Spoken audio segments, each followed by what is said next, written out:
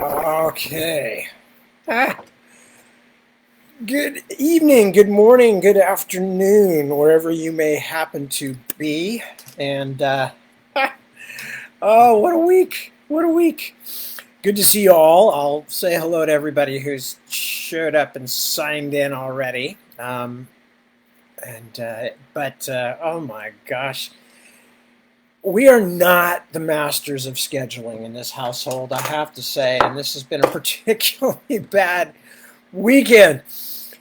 So earlier in the week, when I was talking about, that my dad's birthday was coming up, and getting the kids to sign cards and do things like that, and telling them, okay, I really want to get him in the mail by Thursday because his birthday is on Saturday, and et cetera, et cetera. And somewhere in the middle of one of these conversations, Deb said, "Oh, okay, so that's on Saturday. Okay, well that's good because Sunday we have a Shadowmarch thing because it was the 20th anniversary of Shadowmarch, and there was a Zoom get together and all this stuff." And I went, "Yeah, okay, great." Anyway, so today, Saturday, Deb comes into the office at like noon as I'm kind of just starting to get to work, and she said, or maybe like 1 o'clock, I don't remember, and she says, "Well, we missed the Shadow March thing." And I said, "What are you talking about?" And she said, "Oh, it was yesterday, I think." And I said, "You told me it was," or she said, "Oh, it was earlier today." And I said, wait a minute. You told me it was Sunday, remember? Because we were talking to so and blah, blah, blah. And Deb said, no, I don't think so. I wrote it on the calendar. So, of course, I went promptly upstairs, looked, and it was written in the calendar on both days. So, anyway, so at that point, I came downstairs and said to Deb, something along the lines of, "Well, this is another fine mess you've gotten us into, Stanley." Or something along those lines, and then went to go call my dad to wish him happy birthday. And as I was looking at the thing, thinking about the South March thing, I went, "Wait a minute, today's Saturday, right?" "Yeah, today's Saturday." Dad's birthday is not the 5th. Dad's birthday was the 4th. So I missed Dad's birthday too. So I called him up, and he was, of course, being a dad, was like, "Oh, don't worry about it. That's fine. I'm just as glad to get a call today," et cetera, et cetera, and was all very kind about it. So somehow, between the two of us, my wife and I managed to completely miss two important things that we thought we had completely under control. Oh God. So anyway, that's what happened with me this weekend, and in the midst of course, just the normal chaos. The dogs are freaking out because Connor went to go stay with a friend for 3 days, and one of the dogs basically lives with Connor. They have Connor's our eldest, or our eldest biological child, and Connor is usually the one that the dog. This is Walter the Chihuahua, who decided a long time ago that Connor was the up and comer in the family. So he basically moved out on Deb and I and moved into Connor's room. And that became the bachelor pad where they hung out together. And I guess while waiting for me to have a heart attack and die, so Connor would ascend. This was Walter's plan, I think, was to like get in good with what he considered to be the heir apparent. And then, when I kick off, then he'd be like, he'd be in charge. Anyway, but Connor's been gone for several days. So Walter is, of course, completely freaked out, and he's wandering around the house. And anytime he finds a closed door, he stands in front of it, making high pitched whining, crying noises. And this, of course, flips out the big dog completely. So he's all upset about things, and he's a little mystified by Connor not being here as well, because they've both gotten completely used to pandemic and everybody being home all the time. So they haven't seen a suitcase for months. And when Connors came out, for his 3-day trip or whatever, they were already freaked out about it. And then when he didn't come back from being taken to pick up this friend, then all hell broke loose. So that and many other things, and of course trying to work, and the kids had a big D&D thing over the weekend, and massive D&D affair, a huge campaign thing. And anyway, it's just been like that. I mean, what can I say? We are such idiots. We are such idiots. Anyway, hello. Nice to have you with me. Yes, I am planning to read. I'm just trying to deal with the complete stupidity of my weekend and how we've missed everything. Anyway, before we do read, I'm going to say hello to some people here who've signed in. So, Holger, good morning and a happy start to Sunday to you too. Rosalba, good morning to you. Ronnie, you too, good to see you. Wouter, who else is hoping for guest appearances today? Well, Deb and I actually, because the kids were having this big D&D thing, Deb and I actually snuck out to dinner. And I'm always the designated driver because I don't drink much. But Deb had a couple of cocktails, so she's long gone. You're not going to see Deb at this time of the night, I promise you. Anyway, so hello, Ilva. Oh, you're going to get your second shot today. Excellento. I'm very pleased to hear it. Anyway, so go and get that shot. Iris, good to see you too. Good morning to you. Carol, good morning. Leah, good middle of the night to you too. And yes, getting shot at noon. Ilva has been condemned for the crime of being too helpful with the writing of the Ostenard books. And so unfortunately, she's going to be taken out and executed. It's sad, but that's the price you pay for being somebody who works with me. It's your persona non grata in decent society. Petra, good morning. Cliff, hi Cliff, good to see you. And Dirk, hello Dirk, hello Chris. Margaret, hello Margaret, nice to see you. Ron, hey buddy. Going to be about another week and a half or so. You're going to be getting a manuscript. So who else is here? We already said hello to Holger. Jeremy, good morning, good morning. Good morning. Yes, just keep repeating that. Hazel, thank you. My mother-in-law has popped on to tell me that this whole thing is called getting old, forgetting things. Yeah, I know. Although I'm definitely throwing your daughter under the bus on this because she was actively involved in confusing me because she came down here and told me specifically that it was Sunday that we were having this Zoom thing.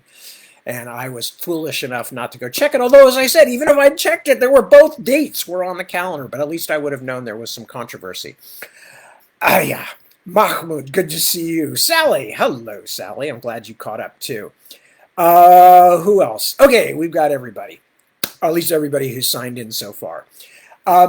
So, anything else to tell? No, we've been having like a kind of a renaissance of semi-normal life. I mentioned that Deb and I went out to a restaurant tonight, and although we had to walk in with our masks on, and then we had to sit outside because they didn't have the inside part of the restaurant open, it was still like, wow, like, hey, we're going out and doing stuff, which was pretty amazing. And Devin and Tyler, two of our others, had their big D&D campaign thing, and they had friends over, and nobody had to wear masks because they were all vaccinated, and it was good. So they went out and hung out in the gazebo, and well, they did a lot of cooking and stuff. That's one of the reasons it was so chaotic. But that all worked. So, like, it's not normal quite, but it's so much like it that we're all perfectly happy to take things as they come and move forward and all that. So other than that, what else? Just working on Navigator's Children. Tentatively looking for new titles for the third book now, which, because the title of the third volume was The Navigator's Children, we're still going to keep that, but I think we're going to keep that for the fourth volume where it actually makes more sense. So I'm working on how I'm going to title the third one. So at the moment, it might be called The Narrow Dark. One word, Narrow Dark. But I don't know yet. That's a possibility. I threw out some other possibilities, but none of them lit the world on fire. So I still have to do more thinking about it. But anyway, so that's what's going on. So I'm working on that. And I don't know. I'm trying to think if there's anything else to be talking about. Yes, Ron reminds me of Siege and Storm. That was why I was confused this time, because Siege and Storm was what we called the 2 volumes of Two Green Angel Tower in the UK market. But in the American market, it was just To Green Angel Tower Part 1 and To Green Angel Tower Part 2. But apparently in today's publishing marketplace, it's not snappy enough to have the same title on two books, Part 1 and Part 2. So, and my publishers would know because they are knowing people who know things. And so, since they said that, we're working on a title. Anyway, and then supposedly, and this is, of course, postulating that I get everything done on time, supposedly, then the fourth volume will follow pretty soon after. Like, they're talking 6 months. I have to still do a bunch of work on the last volume, but I have to finish this third volume first. Anyway, so with all of that said, and apologies to anybody else who we messed up on this weekend, we try, honest we do try. I don't know how other people manage. We have, I guess it's just neither Deb or I are super well organized or something, or just that we have a more chaotic life than other people do. But no, I think it's probably just that we're screw-ups. Anyway, so anybody who was expecting anything out of us in the last few days that they didn't get for whatever reason, mea culpa, mea maxima culpa, I'm so sorry. And we tried, we thought we had this stuff all, I couldn't even get my own dad's birthday right. Despite the fact, it's not that I didn't know the date. I want to make this very clear. I know the date of everybody in my family's birth. I know those things. But somewhere along the line, I became positive that Saturday was the 4th, which is the day of his birthday. This is the same dad, of course, who features heavily in the introductions, the dedications of the Other Land books. And I'm very grateful he's still with me. Although I still don't think he's read any of the Other Land books. Anyway, going to go ahead with Shadowmarch. I forgot what I was reading for a moment. Shadowmarch! And we were reading chapter 16, The Grand and Worthy Nose. Floating on the pool. The rope, the knot, the tail, the road. Here is the place between the mountains, where the sky freezes. From the Bonefall Oracles. Colum Dyer had been cheerful all through the day's ride, full of mocking remarks and droll assessments of life in Southmarch, and had managed to coax a few weak smiles out of the merchant Raymond Beck. But even Colum was grimly silent as they reached the crossroad. Dyer came from near the Brennish borderlands in the east, and had never seen the old Northmarch road. Ferris Vanson had passed the crossroad many times, but still found it a disturbing place. "Gods," said Colum, "it's huge. You could drive 3 team wagons abreast on it." "It's not that much wider than the Setland road," said Ferris, feeling a need to defend the more mundane thoroughfare that had so entranced him in his youth, which had led him to Southmarch and his current life. "But look, Captain," said one of the foot soldiers, pointing along the last clear stretch of the huge and disturbingly empty Northmarch road before it vanished into the mist. "The ground drops away there on either side, but the road stays high." "They built it that way," Vanson told them, "because north of here it gets even wetter in the wintertime months. They built the roadbed up with stones and logs to keep it above the muck. They did things right back then. In the old days, wagons and riders were going back and forth between Northmarch and Southmarch every day, and also the Westmarch road joined it just on the other side of those hills." He pointed, but the hills could only be seen in his memory. The mists were so thick today that someone might have draped a huge white quilt across the forested lands. It was strange to think of so much life here once. Merchants, princes with their retinues, travelers of all sorts in what was now such a desolate place. A thought flitted across his mind, quick and startling as a bat. Perrin's hammer, what if we have to ride into the mist? What if we must pursue the caravan across the shadow line into that nothingness? In his life, he had heard 6 people claim to have come back from the far side of that boundary, but he had not believed any of them.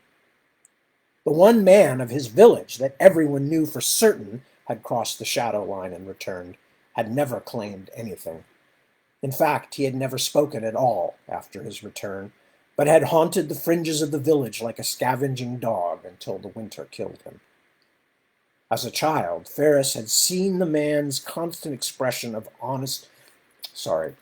As a child, Ferris had seen that man's constant expression of astonished horror, a look that suggested whatever had happened to him across the shadow line was happening to him still and would continue happening every moment of every day.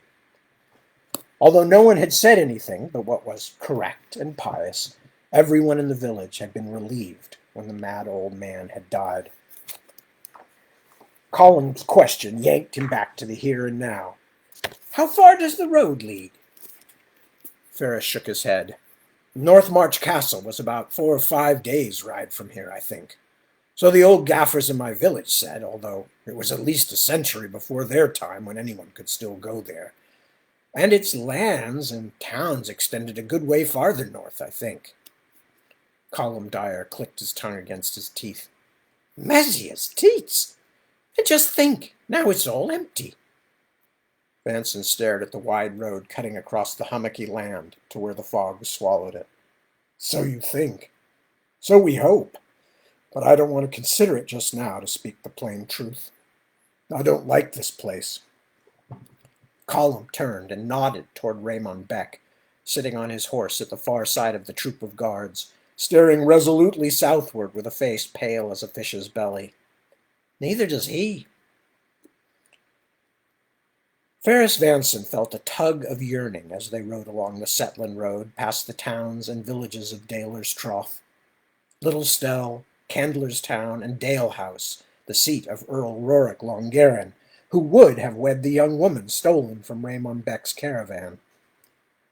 Vanson had not returned to his hilly home since he was still a raw young soldier, and it was hard not to think about how some of the men in Creedy's Inn at Greater Stell would sit up to see him now at the head of an entire troop, undertaking a mission at the direct order of the Princess Regent. Yes, a mission that's little better than a banishment, he reminded himself. But he was not much moved by the idea of preening in any case. His mother's death a year before had left little to tie him to this land of his childhood. His sisters and their husbands had followed him to Southmarch Town. The folk here that he remembered would scarcely remember him, and in any case, what was the enjoyment of trying to make them feel worse about their hard-scrabble lives? It was only the children of the really wealthy farmers, the ones who had mocked him for his shabbiness, for his vuttish father's strange way of speaking, that he would have wished to humiliate. And if they had inherited their father's holdings, they were undoubtedly richer than any mere guard captain, even the guard captain to the royal family. "There truly is nothing here for me now," he realized with some surprise. "Only my parents' graves, and those are a half-day's ride off the road." A light rain had begun to fall. It took him a moment to pick Raymond Beck from the crowd of hooded riders. Vanson guided his horse over to the young merchant's side. "You have a wife and some young ones at home, I think you said?" Beck nodded. His face was grim, but it was the grimness of a child who was one harsh word away from tears. "What are their names?" The young merchant looked at him with suspicion. Not all of Colum Dyer's rough jokes had been kind, and clearly he wondered whether Vanson was going to make sport of him too. "Durla. My wife's name is Durla, and I have 2 boys." He took a deep breath, let it out in an unsteady hiss. "Little Raymond, he's the oldest, and Finton, he's still in swaddling." Beck turned away. "I envy you." "Envy? I have not seen them in almost 2 months. And now you must wait weeks longer. I know. But we have sent them word that you are well, that you are doing the crown's business." Beck's laugh had a ragged edge. "Weeks? You're a fool, Captain. You didn't see what I saw. They're going to take you all, and me with you. I will never see my family again. Perhaps. Perhaps the gods mean our end. They have their own plans, their own ways. Ferris shrugged. I would fear it more if I had more to lose, perhaps. I honestly hope you come safe to your family again, Beck. I will do my best to see that it happens. The young merchant the young merchant stared at his horse's neck. Beck had a good face, Vanson thought, with strong nose and clear eyes, but not much of a chin. He wondered what the man's wife looked like. Depends on Beck's prospects with the family venture, he decided. A man could become surprisingly taller and handsomer merely by the addition of wealthy relatives. Are you married? Beck asked him suddenly. To the Royal Guard, shouted Colum from a few yards away. And it is a warm coupling. The guard gives us all a swiving every payday. Ferris grunted, amused. No, not married, he said, nor likely to be. One thing Dyer says is true. I am married to the guard. There had been a few over the years he had almost thought possible, especially a merchant's daughter he had met in the marketplace. They had liked each other, and had met and spoken several times, but she had already been pledged, and so was duly married to a Marinswalk furrier's son with lucrative Brennish connections. Other than that, his dalliances had reached too low or too high. The taverner's daughter at an inn called the Quiller's Mint, friendly but twice widowed and 5 years his senior, and when he had first joined the guard, a woman of the minor nobility whose husband ignored her. Too high? He thought.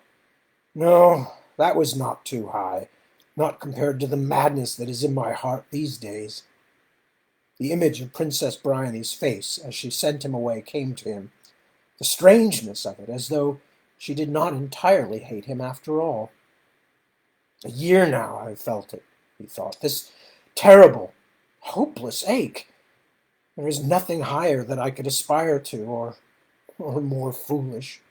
How could I marry someone else except for companionship? But how could I settle for any woman when I would think only of her? Well, he thought, perhaps her wish will come true. Perhaps this journey will provide me with a chance to die honorably, and everyone will be satisfied. No, not everyone would be satisfied, he realized. What Ferris Vanson really wanted was to live honorably, even happily, and to marry a princess, although that would not happen in this world or any other he could imagine.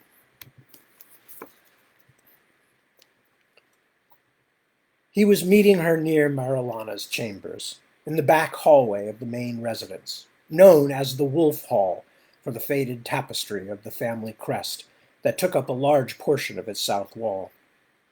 It had too many stars, and a mysterious crescent moon hung above the wolf's snarling head, showing it to be a remnant of some earlier generation of Edens. How long it had hung there, no one could remember, or even guess. Like Bryony, he had promised Marilana he would come alone. No guards, no pages. She had been forced to speak. She had been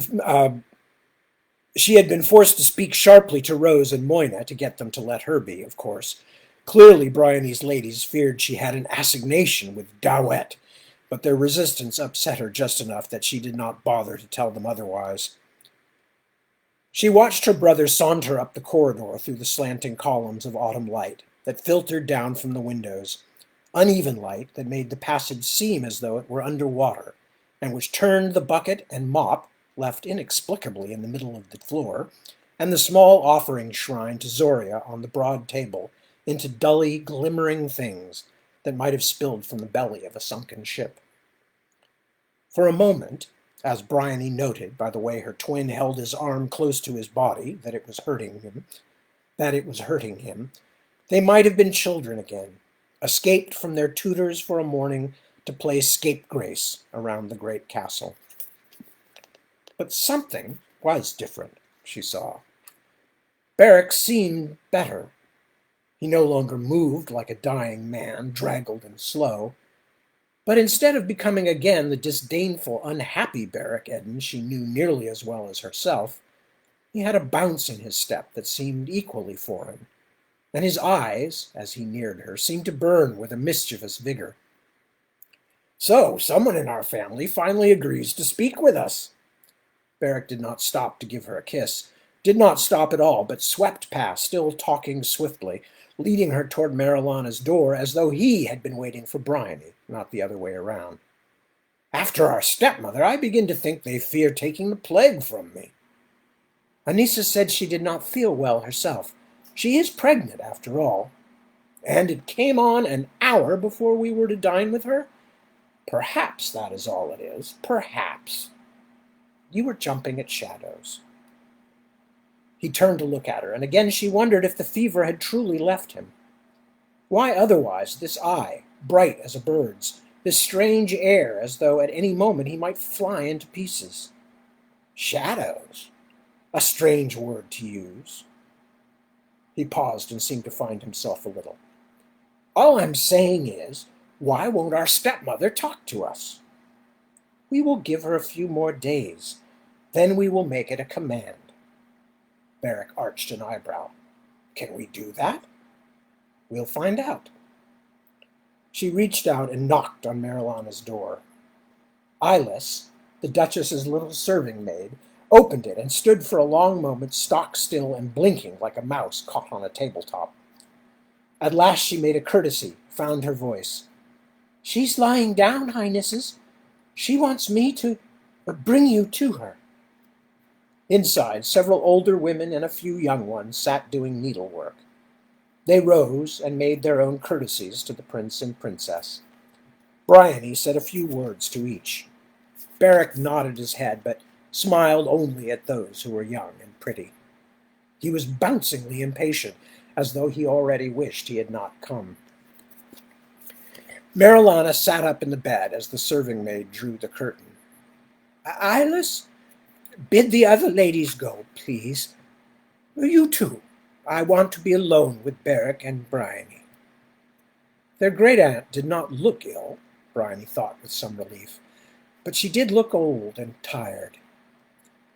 These days Bryony was not used to seeing Marilana without face paint, so it was hard to know for certain whether the changes were real or just the ordinary punishments of time left unhidden. But there was no mistaking the swollen eyes. The Duchess had been crying. "There," the old woman said when the room was clear.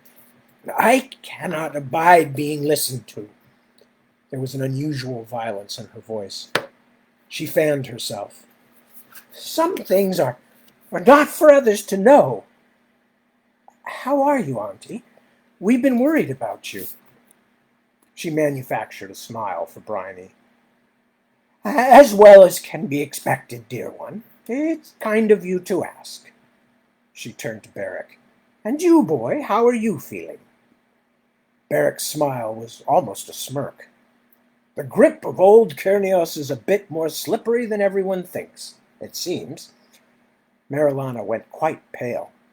She brought her hand to her breast as though to keep her heart inside it. "Don't say such things. Merciful Zoria, Beric, don't tempt the gods. Not now, when they have done us so much mischief already." Bryony was irritated with her brother, not least because it did seem foolish to make such a boast. But she was also puzzled by Marilana's reaction, her frightened eyes and trembling hands. All through the time before Kendrick's funeral, their great-aunt had been the strongest pillar of the family and the household. Was it just that her strength had run out? I'll say it again, Auntie." Bryony reached out and took her hand. "We have been worried about you. Are you ill?" A sad smile. "Not in the sense you mean, dear. No, not like our poor Beric has been." "I'm well now, Auntie. I can see that." But she looked at him as though she did not entirely believe it. "No, I have just had a turn, I suppose. A bad moment, but it frightened me, and it made me think I've not done right. I've spent a great deal of time lately, talking to the hierarch Sizel about it, you know. He's a very kind man, really, a good listener. But not to Father Timoid. It seemed odd. Usually Marilana and the Eden family priest were a conspiracy of two. He's a terrible gossip. What's never bothered you before? Marilana gave her a flat look, almost as though she spoke to a stranger. I've never had to worry about it before. Beric laughed suddenly, harshly. What? Auntie, have you begun a love affair with someone? Or are you plotting to take the crown yourself? Beric! Bryony almost slapped him. What a terrible thing to say. Marilana looked at him and shook her head, but to Bryony's eyes the old woman still seemed oddly detached. A few weeks ago I would have been after you with a stick, boy. How can you talk like that to me, who raised you almost like a mother? It was a jest. He folded his arms and leaned against the bedpost, his face a resentful mask. A jest. What is it, then? Bryony asked. Something is happening here, Auntie. What is it? Marilana fanned herself. I'm going mad, that's all. What are you talking about? You're not going mad. But Bryony saw Beric lean forward, his sullenness gone. Auntie, she asked, fetch me a cup of wine. That pitcher there, and not too much water. When she had the cup in her hand, Marilana sipped it, then sat up straighter. Come, sit on the bed, both of you. I cannot bear to have you standing there, looking down on me. She patted the bed, almost begging. Please. There. Now listen. And please don't ask me any questions, not until I finish. Because if you do, I will start crying and then I'll never stop.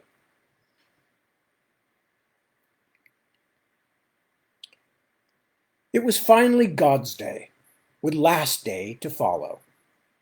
Chert welcomed the days of rest.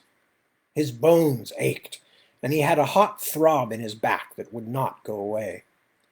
He was glad to bid the Tenite goodbye, for other reasons too.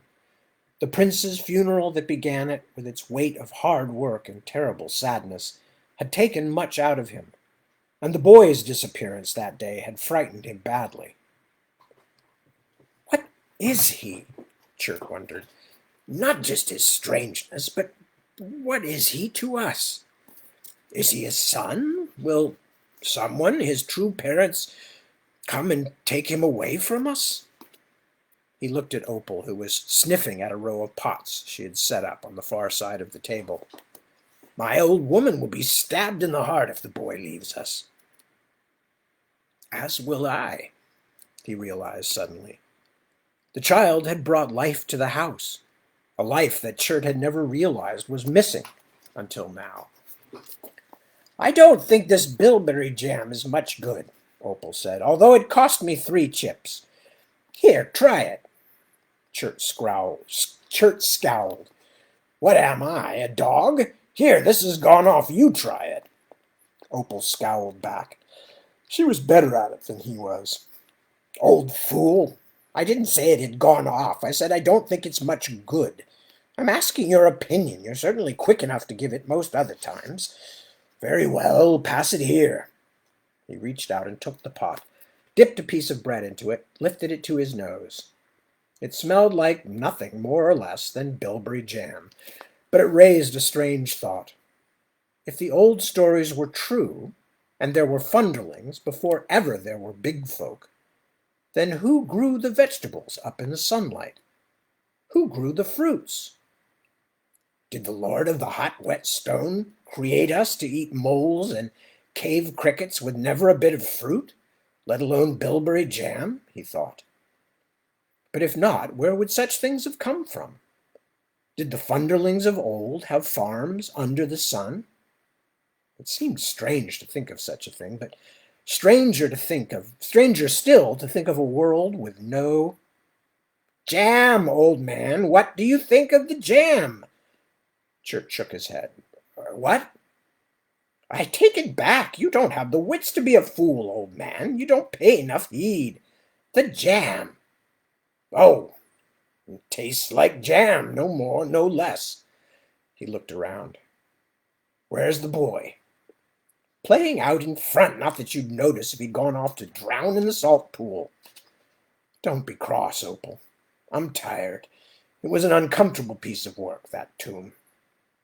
She took the pot of jam. I'm sorry, old fellow. You do work hard. Give us a kiss, then. Let's not quarrel. Opal had gone off to visit her friend Agate, wife of one of Chert's cousins, and after checking to make sure the boy Flint was still erecting his complicated miniature fortifications of damp earth and bits of stone outside the front door, Chert poured himself a mug of moss brew and pulled out the mysterious stone Flint had found.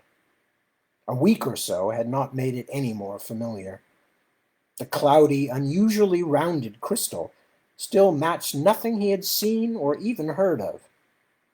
Chavin was traveling for a few days, visiting the outlying towns with a colleague to check the spread of the disease that had almost killed Prince Beric, and now Chert was wishing he had spoken with the physician about it before he left.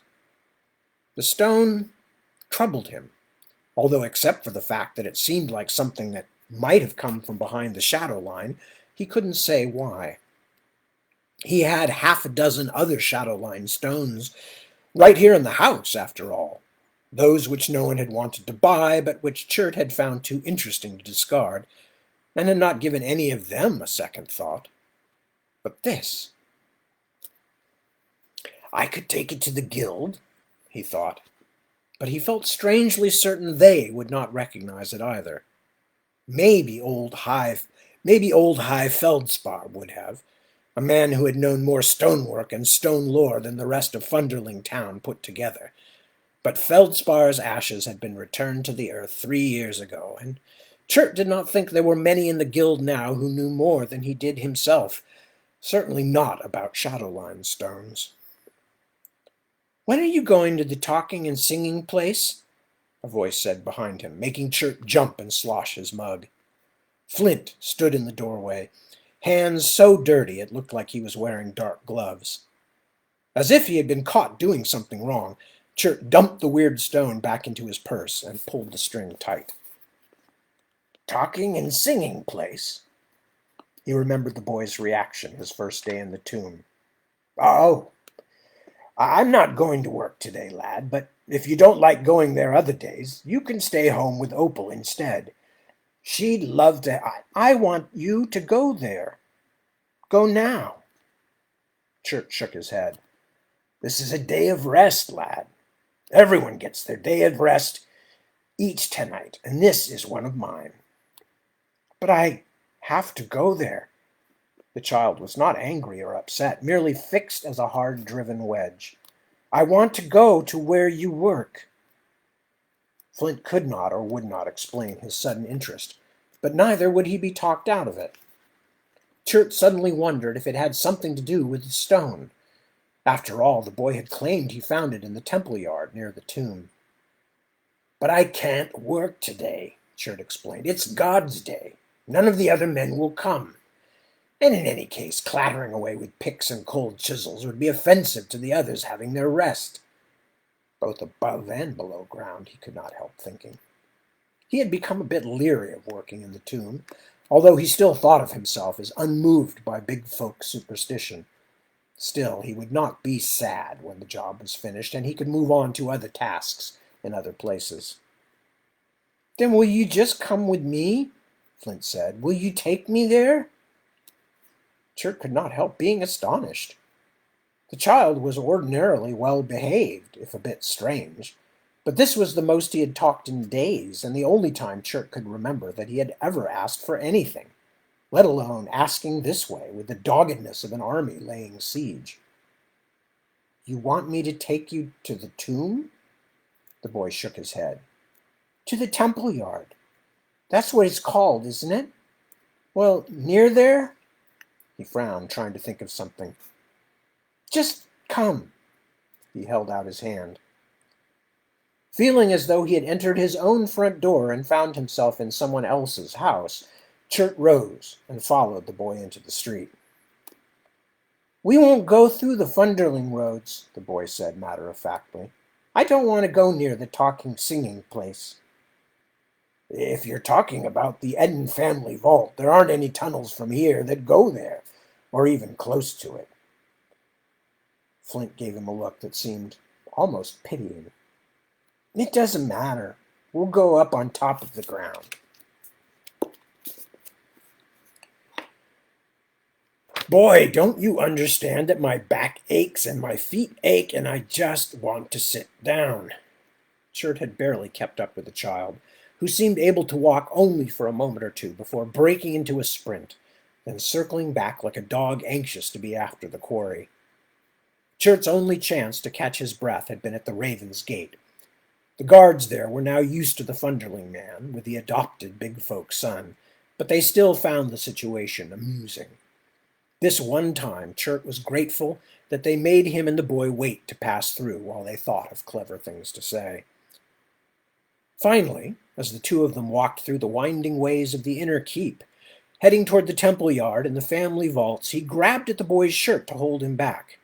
He had already had one experience of how fast the child could disappear. Where are we going? Up there. Flint pointed to the roof of one of the residences. They're waiting for me. Waiting for you? Who? It took a moment to sink in. Hold a bit? Up there? On the roof? I'm not climbing that thing, boy, and neither are you. We have no business up there. They're waiting for me. Flint was entirely reasonable and very firm. Who? The old people. No, and definitely no. I don't know why you think... Chert did not get a chance to finish his sentence. He had made the mistake of letting go of Flint's collar, and the boy now bolted off across the temple yard. Come back! Chert cried. It was one of the more useless things he had ever said. I've never taken the strap to a child, Chert growled, then had to close his mouth as stone dust and mortar and bits of dried moss pattered down on him from his own handhold. You've never had a child to take a strap to, he told himself sourly. His backache was worse than ever, and now his arms and legs felt as though he'd spent the entire morning wielding one of the heavy picks, something he hadn't done since his youth. And you'll never take a strap to anyone if you fall and break all your bones, so give attention to what you're doing. Still, he was furious and more than a little startled. He had not known a child could look you in the face like that, then disobey you. Flint had been a child with his own mind and his own secret thoughts since he had come to stay with him, but he had never been troublesome like this. Chert looked down and wished he hadn't. It was years since he had been a scaffold man, and there was, in any case, something different about looking down at the distant ground when the rock ceiling of Funderling Town curved soothingly above your head. Climbing the outside of a building beneath the naked sky, even this wall, with its relatively easy handholds, was altogether different and quite dizzying. Shuddering, he lifted his gaze and looked around, certain that at this very moment a guard had noticed the intruder climbing the residence wall and was nocking an arrow, preparing to spit him like a squirrel. He had seen no one, but how long could that last? I've never taken the strap to a child, but this time... When he reached the top at last, it was all he could do to pull himself onto the tiled roof, gasping for air, arms and legs trembling. When he could at last drag himself up into a crouch and look around, he saw Flint only a short distance away, seated just below the crest of the roof, with his back against one of the heavy chimney pots, waiting calmly and expectantly, but not for his adopted father, it appeared, since he was not even looking at him. Chert wiped the sweat from his face and began to clamber cautiously up the mossy slope toward the boy, cursing with every breath. Heights! He did not like heights. He didn't really think he liked children either. So what in the name of the Earth Elders was he doing on the roof of South March Castle chasing this mad boy? His legs were shaking so badly by the time he reached the chimney that he had to cling to the bricks while he stretched and worked out the cramps. Flint looked at him with the same sober stare he employed in all other places and situations. I am angry, boy, Chert growled. He looked around to see if anyone could see them from an upper window, but the boy had picked a spot where the low roof was blocked by taller parts of the residence, windowless walls that turned this section into a kind of tiled canyon, protected from the view of any of the near towers. In fact, even the top of mighty Wolf's Tooth Spire was barely visible above them, blocked by the overhang of a nearby roof. But Chert still had a strong urge to whisper. Did you hear me? I said I'm angry. Flint turned to him and laid his finger across his lips. Shh! Just before Chert lost his mind entirely, he was distracted by a flicker of movement along the crest of the roof. As he stared in utter astonishment, a figure appeared there. For the first moments, he thought the tiny man shape must be someone standing on the uppermost point of some distant tower, a tower which itself was blocked from his view by the roof on which he and the boy were sitting. What else could explain such a sight? But as the figure began clambering down the roof toward them, moving with surprising grace and speed along the moss-furred spaces between tiles, Chert could no longer pretend the newcomer was anything but a finger-high man. He sucked in air with a strangled wheeze, and the little fellow stopped. That's Chert, Flint explained to the tiny man. He came with me. I live in his house. The minuscule fellow began to descend again, faster now, almost swinging from one handhold to another, until he reached Flint. He stood by the boy and peered past him at Chert with, as far as Chert could read in a face the size of a button, a measure of suspicion. And thus they be good, so will I believe thee. The tiny fellow's voice was high as the fluting of a songbird, but Chert could make out every word. A roof topper? Chert breathed. It was amazingly strange to see an old story standing in front of you, living and breathing, and no bigger than a cricket. He had thought the roof toppers, if not entirely invented by generations of funderling mothers and grannies, to be at least so distantly lost in history as to be the same thing. Fissure and fracture, boy! Where did you find him? Find me? The little creature stepped toward him, fists cocked on his hips. What? Beetle down the bowman, but a child's toy, found and dropped again. Bested me in fair fight, undid. Chert shook his head in confusion, but Beetledown didn't seem to care. Instead, he turned and produced a tiny silver object from the inside of his jerkin and put it to his lips. If it made a noise, it was too quiet or high-reaching for Chert's old ears, but a moment later, an entire crowd of diminutive shapes appeared over the crest of the roof, moving so quickly and silently that for a moment it seemed a small carpet was sliding down the tiles toward them. There were at least 2 or 3 dozen roof-toppers in the gathering, or delegation, or whatever it was. Those in the front were mounted on gray mice and carried long spears. Their plate armor looked to be made from nutshells, and they wore the painted skulls of birds as helmets. As they pulled up their velvet-furred mounts, they regarded Chert balefully through the eye-holes above the long beaks. The rest of the group followed on foot, but in their own way they were just as impressive. Although their clothes were almost uniformly of dark colors, and made of fabric too heavy and stiff to drape like the clothes of Funderling and Big Folk, they had clearly spent much time on these garments. The outfits were intricate in design, and both the men and the women moved with the gravity of people wearing their finest raiment. All this, he thought, still sunk in a haze of astonishment, to meet Flint? But even as the tiny men and women stopped in a respectful semicircle behind the mouse riders, it became clear that the day's surprises were not over. The fellow who called himself Beetledown again raised his silver pipe and blew.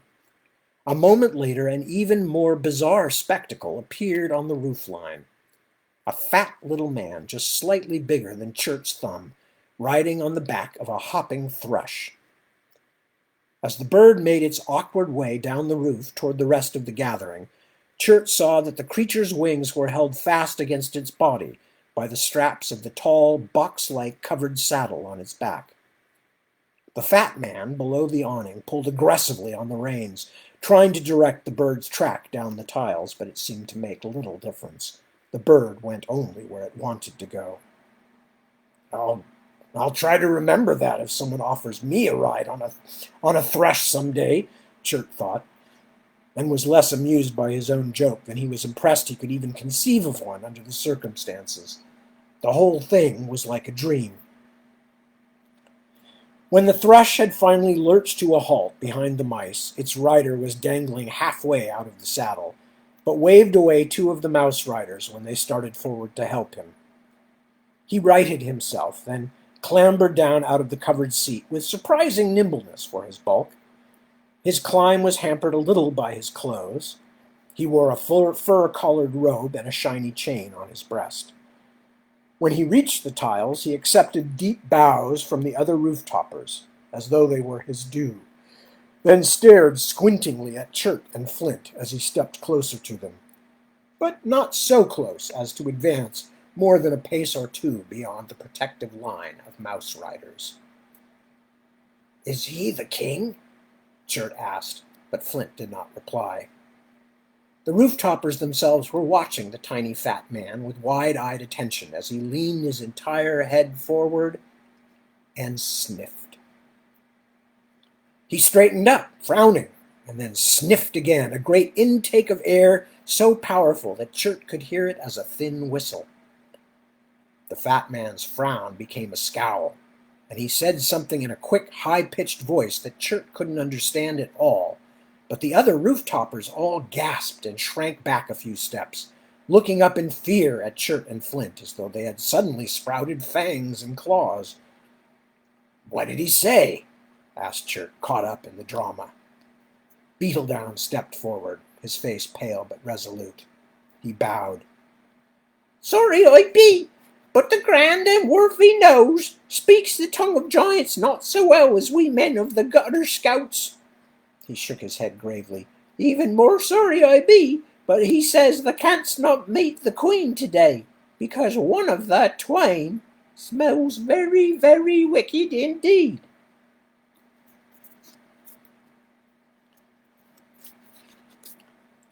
"It was long ago, so long ago," Marilana told them, "when I first came here from Fael to wed your great-uncle Damon. You do not remember him, of course. He died long before you two were born." "His picture is in the long hall," said Bryony. "He looks very serious." "I told you, dear, you may not interrupt. This is difficult enough, but yes, that is how he looked. He was a serious man, an honorable man, but not a kind man. At least not kind as your father is, or as Damon's brother, the old king, was, when he was in his cups or otherwise in good cheer." She sighed. "Don't take what I say wrongly, children. Your great-uncle was not cruel, and in my way I came to love him. But that first year, taken from my own family and brought to a country where I scarcely spoke the language, and married to a man almost twice my age, I was very sad and frightened and lonely. Then Damon went to war." Barrack was finding himself hard-pressed to sit still. He was full of ideas, full of vigor today. He wanted to do things to make up for the time lost during his illness, not sit here all day listening to his great aunt's stories. Marilana's earlier talk of madness had caught his attention.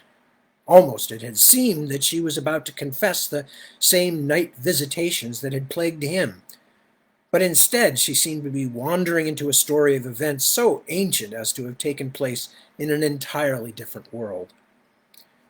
He wanted to get up off the bed, perhaps even to leave, but he saw Bryony stiffen from the corner of his eye and decided to stay quiet. Everything had been so difficult of late. He couldn't bear the idea of having to fight with his stubborn sister. It was a small thing, just short of war, actually, Marilana was explaining. One of the sea barons of Pericau, a dreadful man, I cannot remember his name now, was harrying the shipping on the western coast, and Euston sent his brother to the assistance of the king of Setland. Damon went away, and I was even more lonely than I had been. Day after day by myself in this unfamiliar, cloudy place, all those dark stones, under all these frowning old pictures. There is no excuse, as I said to Hierarch Seisel, but after some months I found myself keeping company with one of the young men of the court. He was the only one who bothered to visit me, the only one who treated me as anything other than an outsider, too clumsy with her new language to speak wittily, too removed from the center of court life to have any interesting gossip to share. He alone seemed to admire me for who I was. I fell in love with him. The old woman sat up a little straighter, but her eyes were fixed on the ceiling. She had stopped moving the fan. More than that, I gave myself to him. I betrayed my husband. It took Beric a moment to understand what she was saying. Then he was astonished and disgusted. It was one thing to understand that older people at one time must have felt the lusts of the body, another to be told about it and then be forced to imagine it. But before he could say anything, Bryony's hand tightened hard on his arm. You were alone in a strange place, Auntie, his sister said gently. And it was a long time ago. But Bryony looked shocked too, Beric thought. No, that is just the thing, Marilana said. It would seem that way to you, that to someone my age it must be so far back that it can scarcely be remembered. But one day you will see, dear, you will see. It seems like it was yesterday. She looked at Beric, then Bryony, and there was something in her face that overcame Beric's dislike of what she was saying. Something lost and sad and defiant. More than that, it seems like today. I don't understand, Bryony said. What was the man's name, Auntie? Your lover? It doesn't matter. He is even longer dead than Damon. All gone. All of them. Marilana shook her head. And in any case, by the time Damon came back from the fighting in the west, it was all over. Except my shame. And the child. The child? Yes. You do not think I would be so lucky, do you, to have my one transgression end so easily, so harmlessly? Marilana laughed a little, dabbed at her eyes. No, there was a child, and although when I found out I thought I might pass it off as my husband's, since he was expected home soon, he was delayed by storms and squabbling among the victorious captains and did not return for almost a year. The sisters of Zoria helped me, bless them. They saved me, took me into their temple at Helmingsea for the final months, while all in the castle thought I had returned to my family in Fael to wait for my husband's return. Oh, yes, well you may look, dear. Deception upon deception. Did you ever think your great aunt was such a wicked woman? She laughed again. Beric thought it sounded like something broken and rasping. And then my baby came. Marilana took a moment to regain her breath and her composure. I could not keep him, of course. The Zorian sisters found a woman who would have him to raise, and in return I brought the woman back to Shadowmarch with me to live on a farm in the hills outside the city.